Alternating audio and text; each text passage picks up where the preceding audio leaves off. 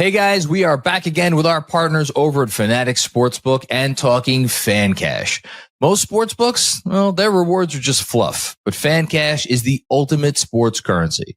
When you bet with Fanatic Sportsbook, you get up to 10% fan cash back on your wagers, win or lose.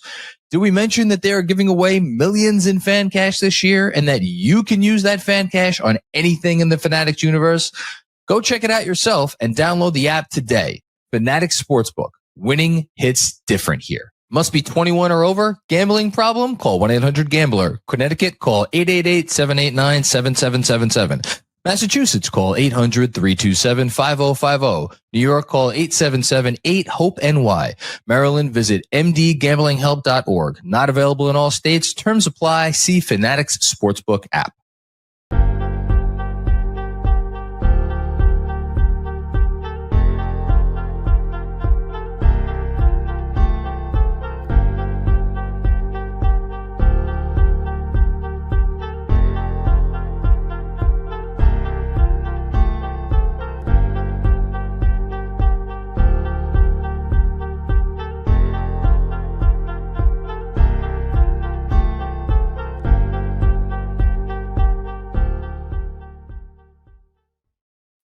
All right. Good morning, Knicks fans. It's your boy, Jonathan Macri, here with you for an unexpected emergency live stream. Hi, Andrew. How are you?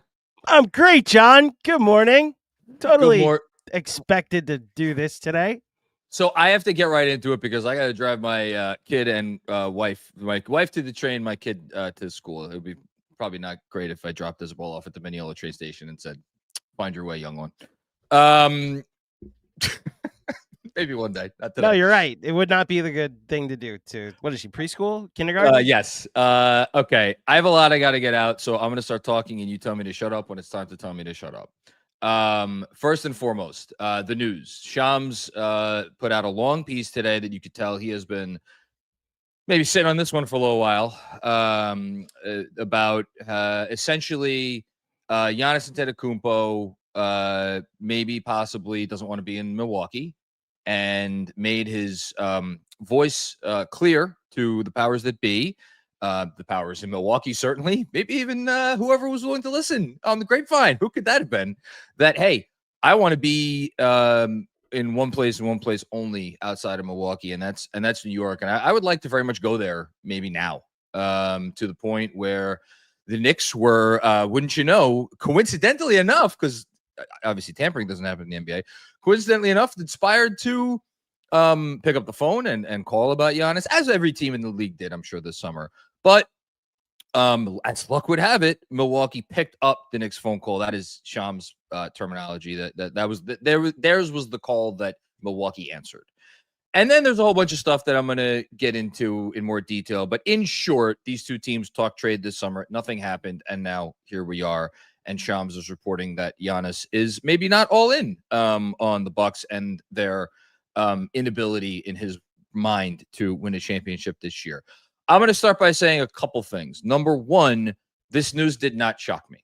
And I forget how much we're going to hash this out live on the air. Did I tell you about either of the texts that I got this summer? Your memory is amazing. Did I? So this is where I need to ask you how much I'm allowed to say about the text. Don't say anything. I got a text early in the summer from someone that I never get texts about for this shit. And they were like, hey, oh, that's right, because it was a scheduling thing. I'm like, we got to make sure. For those that followed our programming this summer when we were doing the 25 for 25, I went away to Chicago for about 5 days on vacation. And John told me before I left, hey, I'm hearing something. You need to set up an emergency live stream just in case something happens. Right. So and I started, going full little finger and various, and I started asking. I made a cover art just in case. Shout out to Kevin and Mark, who are aware that there is a Giannis to the Knicks emergency live stream cover art that never existed or never got to see the light of day. Because I was told, be prepared for something earth-shattering to happen while I was away. And I was like, obviously I'm skeptical because I hear so much shit. And I'm at the point now for years, I've been like, I don't need to put this stuff out there. It can only hurt me.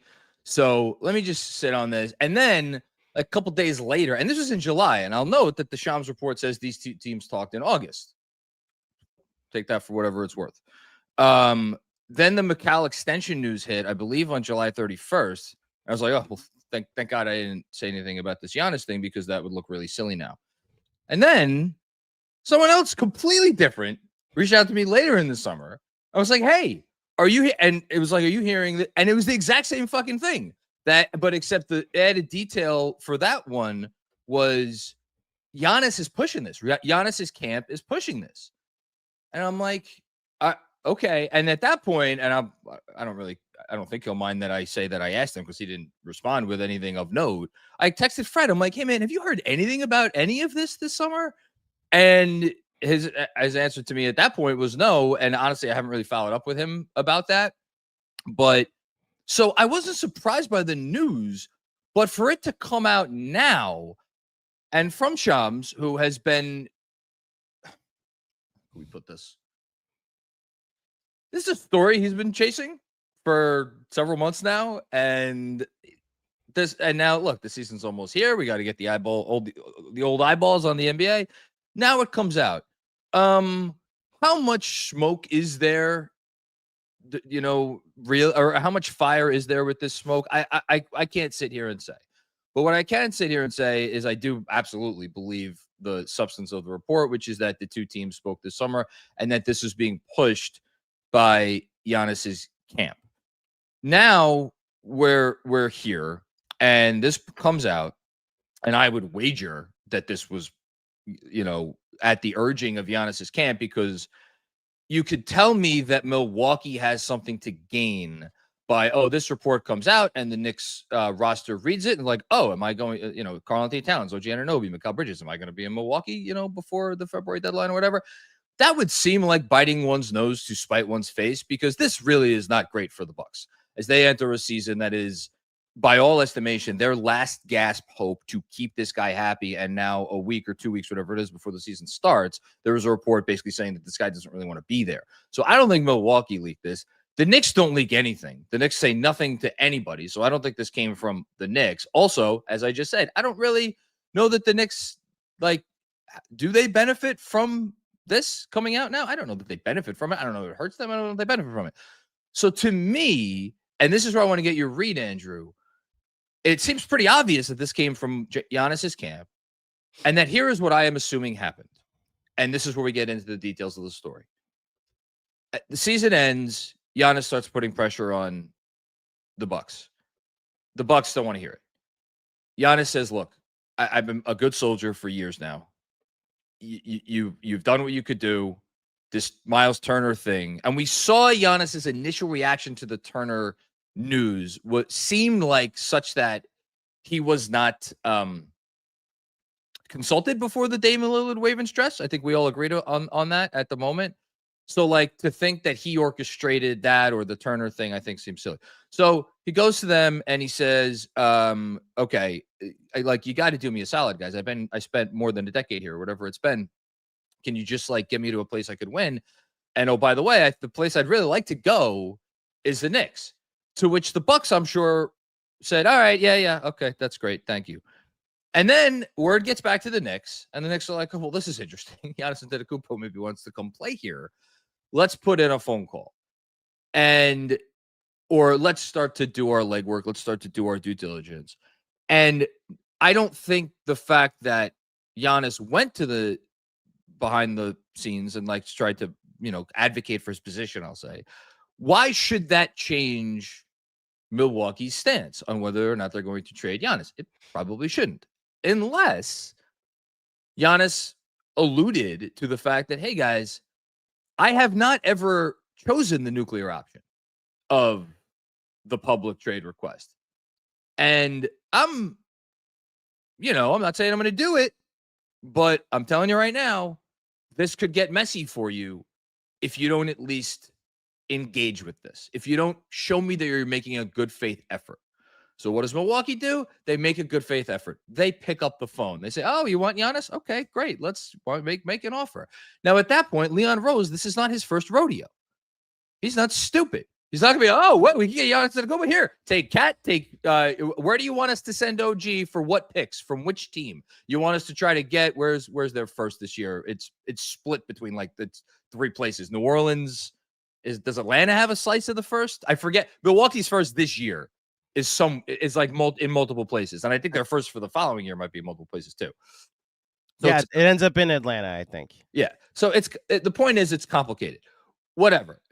But I don't think Leon Rose did that, which is why you get the thing in the Shams report saying the Knicks, or those, whatever, versed on the talk say the Knicks never made a full-on.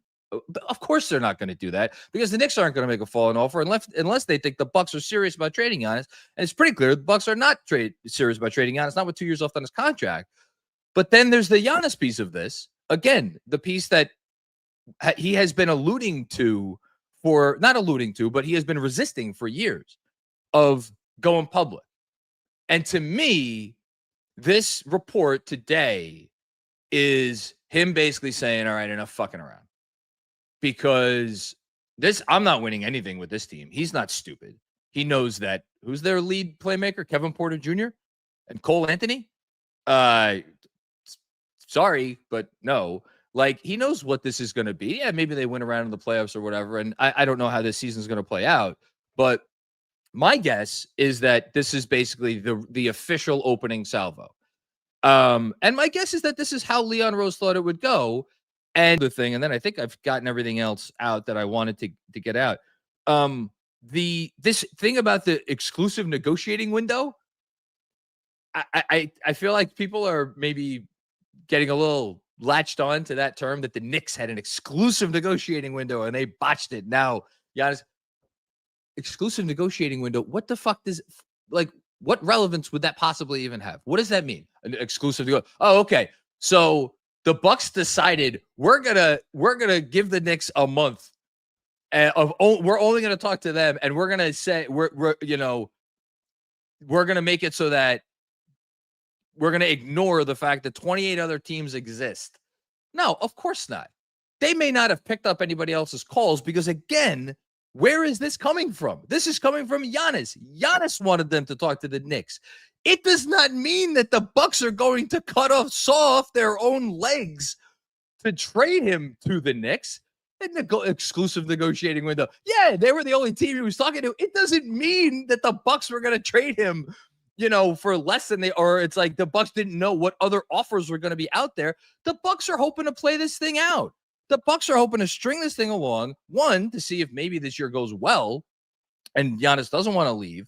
But fast forward to next summer when at that point, again, Giannis has the real nuclear option. I'm not going to extend with you because then there's only a year left on his contract.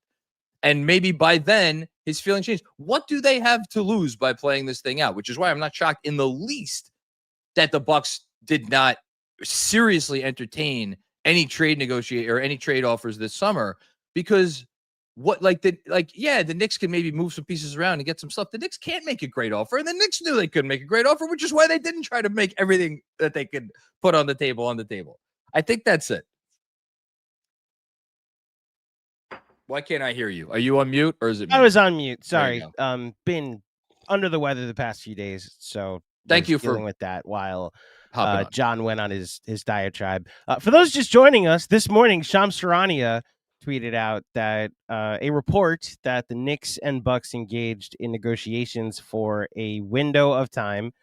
I'm just going to go ahead and read from the article in case people are wondering everything that you just said and what it's referring to. Sure. And we're going to do a segment called Reading. The New York Knicks, multiple sources with direct knowledge of the situation. Hold on. One team emerged as the only place Antetokounmpo wanted to play outside of New York. The New York Knicks, multiple sources with direct knowledge of the situation, told ESPN. The Bucks picked up the Knicks' call on Giannis, and the sides engaged in conversations for a window of time in August, league sources said. But the teams never got traction on a deal. The Bucks insisted to the Knicks that they preferred not to move Giannis, but those in Milwaukee believe New York did not make a strong offer to continue even discussing the deal, league sources said. It's unclear how the Bucks would have responded to an all-out chase by the Knicks.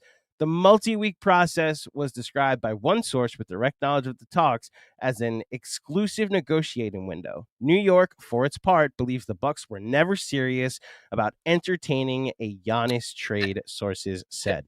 Can I say one more thing? What Sure. does an all-out chase look like? Sorry. What does an all-out chase look like? An all-out chase looks like the Knicks calling around, because the Bucks have no interest in what the Knicks have. That should go without saying. Then if the Bucks are trading Giannis, they don't want fucking Karl Anthony Towns, and maybe they want Karl Anthony Towns, maybe just to sell some tickets, but like they want some goodies. They want some pickety picks. The only way the Knicks are getting those is if they are moving players on their current roster around the league to probably a team that is looking to win now, that has some other teams potentially juicy draft assets. That would take an immense amount of legwork, a lot of phone calls, and that shit's going to get out. So if all of a sudden in the middle of July or the middle of August, the Knicks are calling around being like, hey, who's going to offer us the mother load package for, hey, Memphis, you want it back in on OG Anunoby after you didn't get him the first time? It's Sacramento. How many? Can we get some of your unprotected picks? Like, and again, that would obviously get out, and that would cause all kinds of ripples. Again, that's why I think that you did not get the all-out push, because why are they going to do that if they don't think that that's actually going to be a trade? Yes. And look, we'll never know. Maybe if they had done all that, maybe they could have gotten Giannis. But if you're Leon Rose, you cannot upend your team, which, by the way, is currently the favorite to win the fucking East. So and on this lark. Would you like me to give my opinion for a few minutes? Because my initial reaction to this was that your message before my vacation actually had validity. But I did my digging too right before my vacation, and honestly this morning, to see how much validity this has. And it's really what you mentioned. It's what this article mentions, what this report mentions. And it's that, yeah, they talked, and the Bucks didn't think the Knicks were serious. The Knicks didn't think the Bucks were serious. Nobody thinks they were serious. Nobody thinks this is really happening anytime soon. The Bucks have no interest in trading Giannis right now. And if they're going to do it, they're going to canvass the whole league. And to any Knicks fan that's watching this or listening to this and talking about, yeah, I'd trade Cat for Giannis in a heartbeat. Well, you're not in negotiations. And you know what? The Bucks will probably want to blow up their whole team and start a rebuild of sorts, which isn't Karl Anthony Towns. And to the point John just made, shout out to Fanatic Sportsbook, the Knicks are currently one of the favorites to win the East without Giannis. So the need to blow up your team with a new head coach and a new philosophy and all of these other things is not as dire or desperate as they might seem. That said, this is the other thing that I wanted to say, and I want to make sure I get out. I'm sure there are a lot of Knicks fans who read this report today and were like, go climb up a tree. We're going to win the East. We could win the championship this year. We're the days of us, having to rely on these articles to give us breath, that who knows, maybe the savior's coming. Those days are done. We're going to win the East when we could win the championship, the whole thing. To those folks, I would politely offer that this Giannis thing is the biggest off-court story in the league. Because if you look around, the best players in basketball are in no particular order. Nikola Jokic, who I don't think anyone believes is ever going to play for another team or wear another uniform unless it's a freaking Serbian uniform, and he's going to play for the local local beer league. Do horse trainers have a beer league? I don't know. They should. Outside outside your purview. Yeah, sorry. Shai Gilgeous-Alexander. Good luck getting him to leave that situation. Victor Wembanyama is going to be the next in the line of David Robinson and Tim Duncan. He's never leaving that franchise. Luka Doncic just signed an extension with the Lakers. He will retire a Laker. Giannis Antetokounmpo, okay? And then, just going through like ESPN's top 100, LeBron James, old. Kevin Durant, old. The Knicks had the chance to get Kevin Durant. They didn't want him. Steph Curry, never going to wear another uniform. Anthony Edwards, he ain't going anywhere anytime soon. Jalen Brunson. I'm trying to think of some of the up and comers in the league, but like this is the only guy in that group, in that category, that has a chance, and it's a pretty good chance, of changing teams in the next couple of years. And to me, what this article confirms, if it needed to even be confirmed, is that this guy is not long for Milwaukee. He is going somewhere. And that means he's either going to a team that's going to try to beat the Knicks for a championship, or he's going to try to come to the Knicks. And we're not going to sit here and do the whole like, oh, are the Knicks better with Cat and I'm spitting out from my ass, Cat and OG, or just Giannis and a league average center? Like, we're not going to do that right now. It doesn't need to be done right now. But if you're the Knicks and you could get Giannis Antetokounmpo, and he's 31, I think, whereabouts, and he still has another 2, 3, 4 years, whatever, left in his prime, like you do your due diligence again, while also keeping in perspective, hey, we're good right now. We don't need to blow up or not unnecessarily blow up. It's the wrong word, but we don't need to act rash. We don't need to go crazy and potentially torpedo our season before it starts on the 5% chance that maybe we get something done before this season. And let's wait it out, because guess what? If you wait it out, whatever offer you were going to be able to give the Bucks today, you're still going to be able to come up with that offer next summer, which is when the Knicks believe, I would guess, that this, if anything actually happens with this, that's when it's going to happen, not now. Was that whole thing to say if the Knicks can get Giannis, they should get Giannis? See, you always have a way of streamlining my nonsense. I agree. If Giannis is available and the Knicks have a package the Bucks like, I'd be very welcome to a Giannis trade.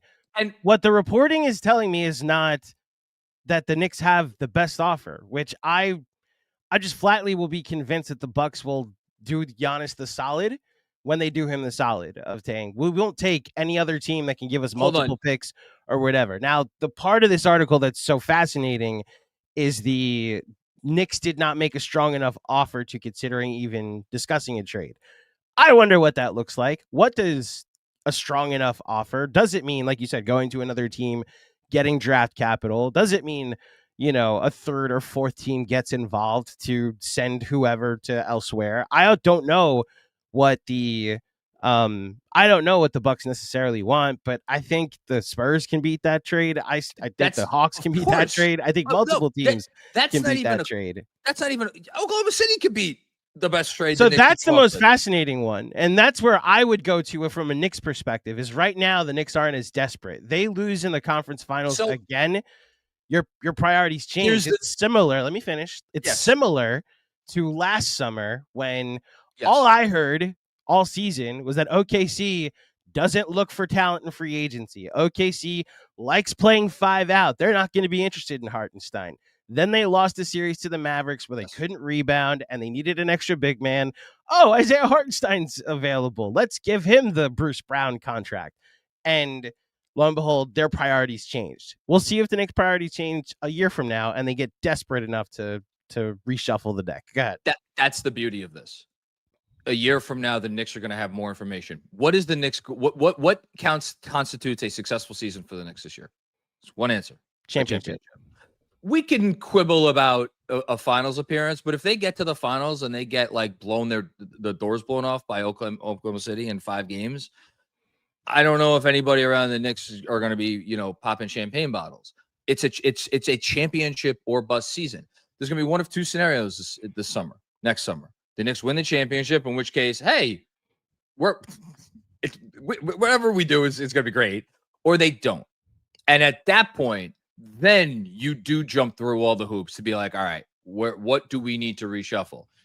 The thing about the trade package and all the other teams that could put together a trade package, even if the Knicks are able to get some juicy firsts for OG or Mikal or whoever they decide to move, that's where the Giannis factor comes in.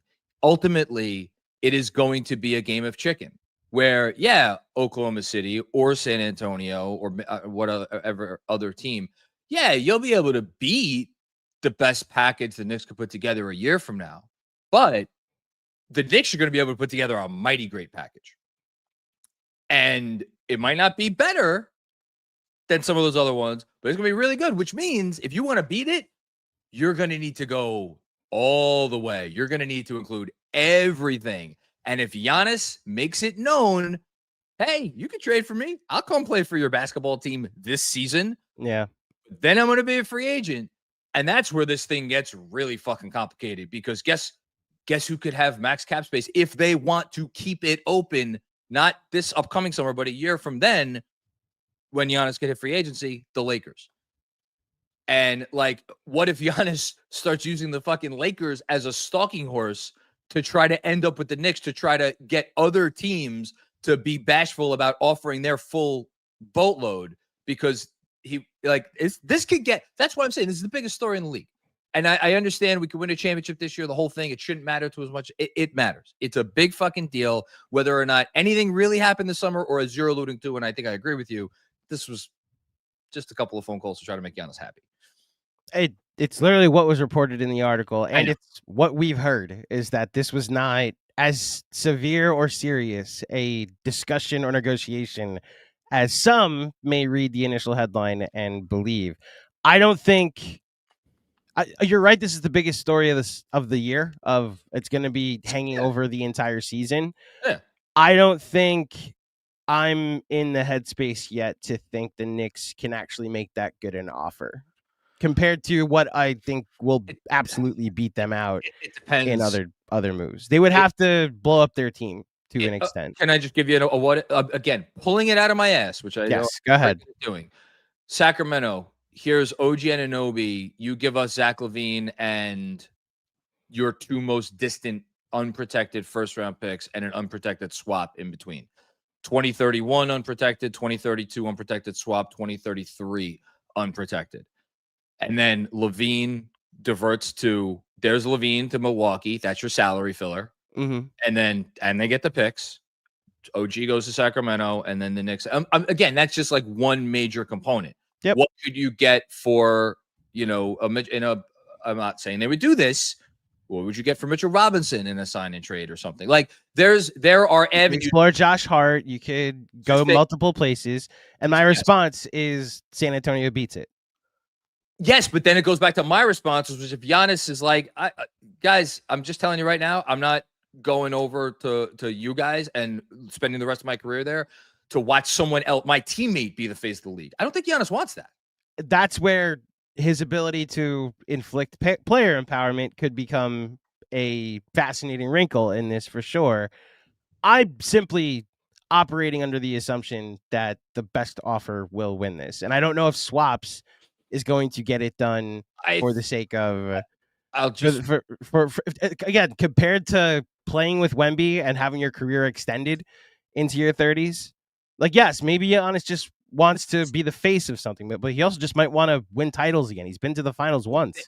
But the Spurs need to make that offer, and the only way they are making the full boatload offer with Stephon Castle and the Harper kid, like all of it, is if they believe Giannis will extend. And if Giannis makes it known he will not extend, that offer is not coming, which means if the Knicks could get a package that ultimately includes 4 unprotected first-round picks in the 2030s, 2 from when they trade one of their current players and 2 of their own because they unlock 33 next summer, and they could trade 31 and 33 and a 30, or no, sorry, they could trade 32 swap and 33, and they have one other swap that they could trade, I think.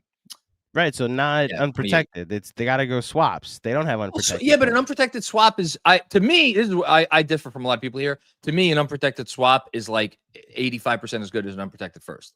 Because ultimately, you differ. I think an unprotected pick is what matters. And I say it's the unprotected swap because what do you care about? You care about getting that number 1 pick in the year where the guy comes along. That's what everybody. Okay, I gotta go drop my wife to the train, drop my kid off to school. Do we have any super chats we gotta go? We do. Get out of here. I'll read them. You're good. You sure? I'm okay. No, Hush Sue. Off topic. You guys think Bronze announces retirement? I'm not gonna rule it out. I think it's an advertisement. It also wouldn't shock me if the 43-year-old or 42-year-old is about to announce his retirement. I don't think he's 41. I think he's 40. Oh, that's true. He's like 19, like Jason Tatum. Juanon. Shams put this out to give Stephen A something to talk about all season so he doesn't have to actually watch games and talk Knicks basketball. Well, you know he's not going to watch Knicks games anyway, so there you go. Thanks, Juanon. That's it. Oh, okay, great. All right, this was fun. Thank you for doing this, Andrew. You're welcome. Sign off.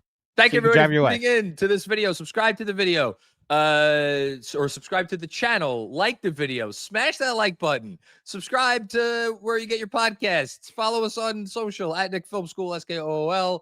I'm going to tease it again. Special announcement coming up from me this week. Stay tuned for that. Knicks Twitter show with me and Rebecca Chasen. We're filming that tonight. It's coming your way, probably dropping midnight. We're going to react to the reaction of the Giannis news. What could be more fun than that? Bonus content, Patreon, Substack, the whole thing. Let's go on with our days. Andrew, I love you so much. Talk to you soon. Bye. Say bye, Izzy. Bye. Bye, Izzy. Have a good day at school. But don't let Daddy drop you off at the train station and then find we're going. Let's go. Actually let Daddy drop you off at school. Okay. Bye.